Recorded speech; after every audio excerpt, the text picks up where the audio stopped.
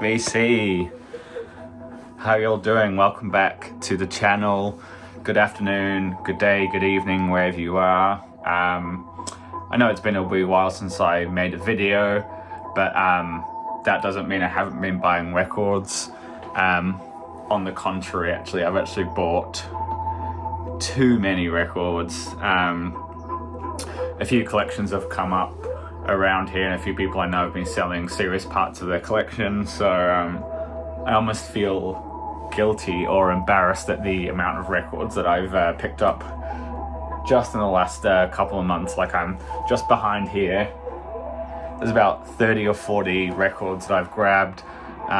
Lots of them long-time want listers, some of them pretty rare, some of them reissues of things I've been wanting for ages.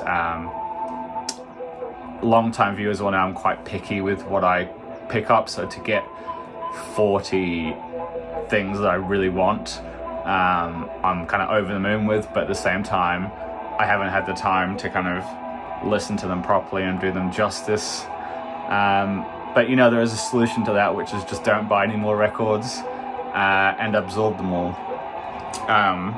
So what I kind of did, I kind of felt like making a video, so I've kind of grabbed 6 or 7 that I picked up, and I've been really enjoying them. They all kind of fit a bit of a theme, so hopefully you'll kind of get the idea as I move through the records and talk about them. So yeah, quickly, this is what we are playing in the background here. This is Third Sight by the band The Landing on the El Paraiso label from 2016. This is from Campo's collection, a record he played to me back in 2016. This is his copy that he is, as you guys know, he's selling off his collection. So I finally grabbed this. It's a really beautiful sort of mixture of ambient, space rock, definitely more on the ambient side, shoegaze elements, but it's definitely sort of a really dreamy, ambient-y, slightly shoegazy record. A really, really lovely listen. Very happy to grab a copy of this from 2016. Great cover too. So that's what we're playing in the background. But to start, we're going to go all the way back to 1980, and this is Meditations Volume 1. Now this is by Belgian composer, and I will mispronounce this, Joel Vandroogenbroeck, who was, you'll probably know him mainly for being a flute player, and he was in the German krautrock band Brain Ticket. But he has actually done, I think some of his best work is his library music releases on a label called Color Sound Library from Germany. And this is one of those pieces of music. This is a really, really beautiful cosmic ambient relaxation record. There's a volume 2 which I will grab, and I really love this. I think this is an absolutely beautiful listen. If you just want something to kind of sit back, zone out, absolutely fantastic. The other one I wouldn't mind grabbing is a Biomechanoid. Fantastic artwork on that one. But yeah, this is a reissue from 2017 on the Aguirre label. I really like this record. I think it's beautiful. Yeah, please check it out.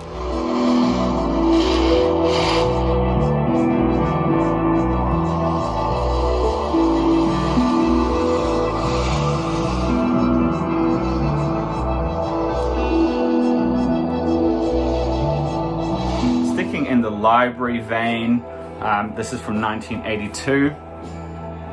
It's by a group called Astral Sounds, and this is Red Kite. So this is a UK library record on the Rouge label. Basically, this is described as electronic sounds suitable for water and nature. But actually, it sounds a lot more spacey and cosmic than that. It's a really beautiful library record, and it kind of holds up all the way through. Really, really interesting. Yeah, kind of spacey and cosmic. I think it had been used in a nature documentary. and I think one of the tracks has been used on a kids TV show in the UK, but I can't remember. The track's called Coral. But if you guys know, if you look up the track Coral by Red Kite, someone in the UK may be able to tell me more.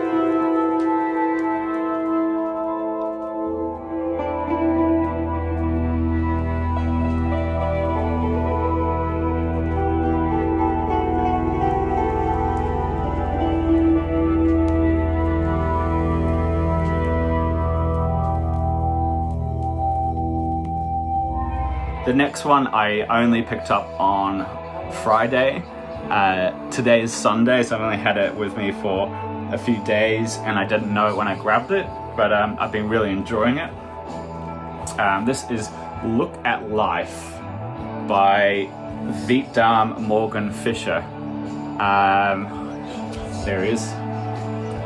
So this is a really bizarre story. Morgan Fisher, I had never heard of before, but he has been all over the place in terms of what he's done musically.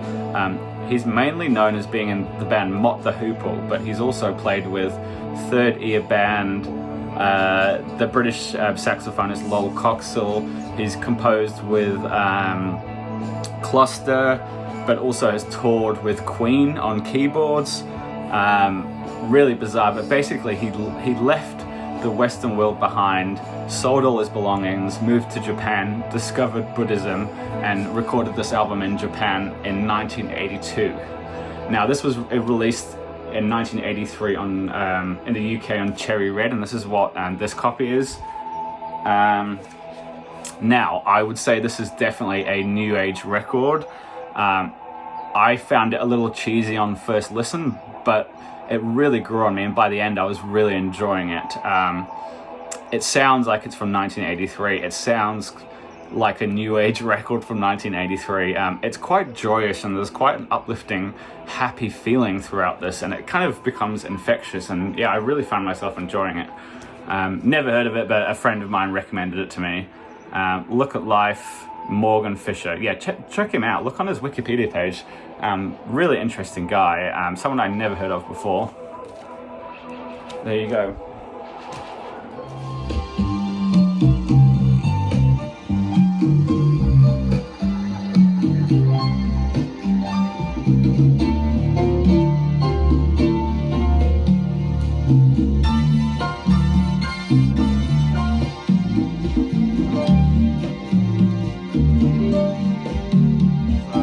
Where do we go next? This is something I also picked up from Campo, had been on the list for a long time.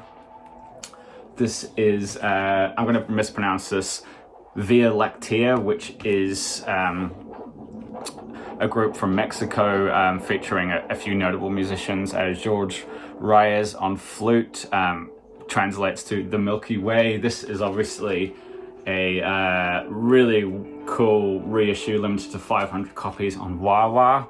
Originally came out in 1982. I think this is a 2015 pressing, but I don't know if you can see this, but it's got this really cool reflective gold print on it, and this interesting flap situation. I assume originals are impossible to find, and because it's such a quiet, beautiful record, you wouldn't want an original unless it's an absolute sealed condition. But yeah, it's one that I've been aware of for a while, but when I did kind of finally sit down and listen to it, it blew me away. It's celestial, cosmic, ambient, beautiful music. You can really drift away to it. Yeah, I was really, really amazed by how much I like this thing. Via Lactea, I can highly recommend it.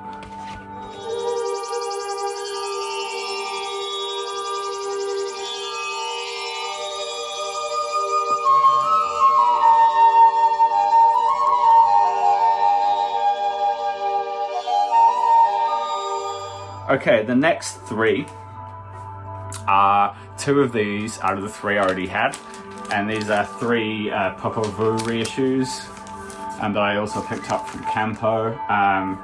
Weirdly, I did used to have these two, but an ex-girlfriend of mine, when I was playing them, said that the guitar sounded like Dire Straits, and that put me off these two albums in particular, and I sold them. But now I've come to my senses, and Anthony was selling these, so I was really happy to grab them. Plus this one. These are all the Wah Wah reissues from a few years back. They're all done really well in a nice affordable way to grab them. So these are from, I think two of them from 1975, and this one is from 76. I think that's right. Yeah, speaking of Celestial, I think this band has a really amazing way of making rock music that sounds celestial without sounding cheesy. It sounds cosmic. Just really special music. So really happy to grab those. So hopefully you kind of get a sense of what I've been listening to the last few days and what I thought I'd pull together in this video. Just really sort of relaxing, beautiful music that I can kind of really sit back and enjoy. But the last two is what I was playing this morning. This is something I picked up recently. I didn't know it existed, but it is basically a compilation of sorts from 1984 of collaborations between Eno, Mobius, Roedelius, and Connie Plank. So there's bits from Cluster and Eno, bits from After the Heat. There's a solo Cluster piece, solo Dita Mobius, and a solo Dita Roedelius piece. Really cool. I mean, it's much easier way than kind of trying to track down all those records. But yeah, really beautiful. Some pieces I knew, some pieces I didn't. I put this on the other morning and it went down a treat. I don't know why they decided to take this wonderful photo, hang on, and chuck a DMM on the front of it. Just looks horrible. Yeah, just amazing stuff. I love all those Eno collaborations with the Cluster members. I think they're wonderful.